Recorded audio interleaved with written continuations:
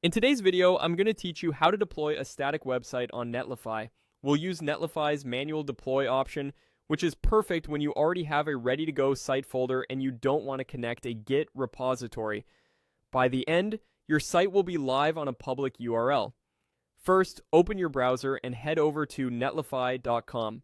Make sure you're on your Netlify dashboard so you can access your projects. If this is your first time, don't worry. Netlify's interface is clean and straightforward, and manual deploys don't require any build settings or special configuration. Look to the top right of the dashboard for the Add New Project dropdown. This is where you initiate a new site on Netlify. Click at that dropdown to reveal your options. We're choosing the fastest route today, so from that menu, select the option to deploy manually. This opens a panel dedicated to drag and drop uploads. Before you upload, take a quick moment to verify your site folder. For a static site, you should have an indexed HTML file at the root of the folder, along with any assets like CSS, JavaScript, and images and subfolders. Relative paths should work fine, such as linking styles with polished or style.css. If your site requires a build step, you would normally run that locally first, and then upload the output folder.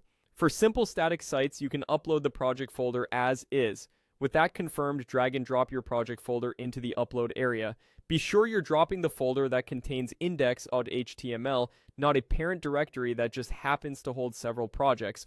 Once you release the folder, Netlify will begin uploading and processing it. You'll see a short progress indicator, and then it will prepare your site. If you prefer not to drag and drop, you can browse to upload instead. Click the upload area, which opens your system's file picker. Select the site folder. If your file picker doesn't allow selecting a folder, you can zip the site folder first and choose the zip file here. Netlify will unpack it automatically. Finally, select the folder or zip and click open. The upload will start right away. When it finishes, Netlify automatically assigns your site a temporary subdomain and makes it live. You can visit the link immediately to confirm everything looks right. If you see a blank page or a 404, double check that indexed HTML is in the root and that your asset paths are correct.